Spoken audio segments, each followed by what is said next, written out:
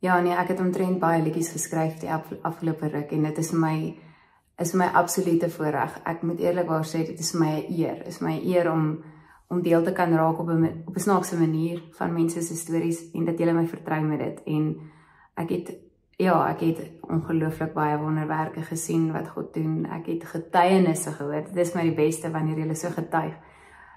Dit wat ek wel opgelet het, is dat die mense wat deur onmoontlike situasies gegaan het, situasies waar daar rarig net nie hoop was nie, is dit mense wat hoop gevind het in dit. Hulle het God se hand gesien in elke situasie.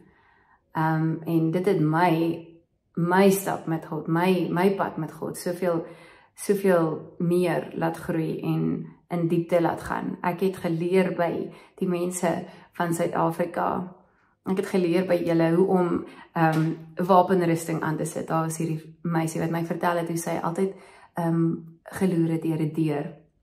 In die oggend sal haar ma en pa vir mekaar staan en dan sit hulle die wapenrusting aan. En ons sommer eintlik huil as ek aan ding, want soveel het julle my ook geleer eintlik hoe om 'n ma te wees en 'n voorbeeld van 'n kind van Jesus vir my kinders. En jy weet, soms staan ek op 'n verhoog en mense sal ietsie sê soos, "Joh, jy staan so sterk vir die Here en jy weet, jy stap daar op en jy is nie skaam vir die naam van Jesus nie." En dit is soos nog, want ek leer dit by julle leer my hoe om 'n voorbeeld te wees van 'n kind van God vir jou kinders en jou familie. Mense wat alles verloor het omdat hulle God wou eer. Ek dink die uitdagings gaan meer en meer raak hoe nader ons aan die eindtyd kom natuurlik. En ek lees julle stories. Dis nou snaaks, maar op die oomblik, ek dink dit verander gewoonlik. Liedjies wat my al gedra het in die lewe en liedjies wat heiliglik my dra. En die een wat my heiliglik dra is, al sou die vyeboom nie bot nie, daar geen druiwe aan die wingerde wees nie. Al sou die olyfoes misluk en daar geen beeste in die krale meer wees nie. Steeds sal ek jubel in my Here, sal juig in God my redder.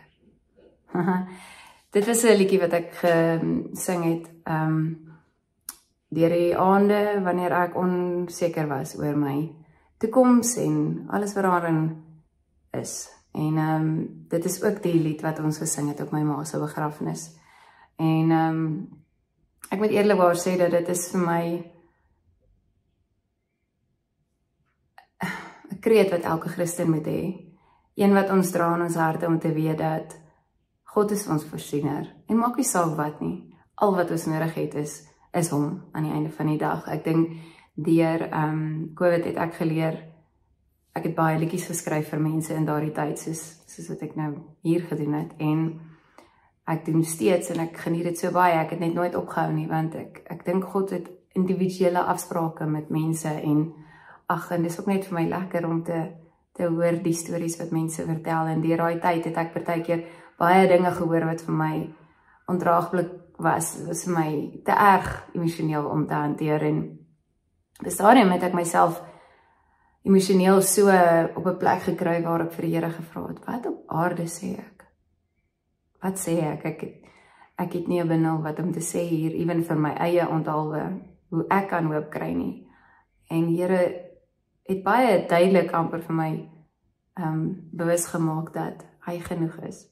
Hy was daar voordat ek 'n man of 'n kind of kraai gehad het, en hy sal daar wees die dag wanneer ek alles verloor. Ek kan alles verloor, en ek weet dat wanneer ek doen en as ek doen, dat God my God my redder sal wees. Alles wat ek nodig het.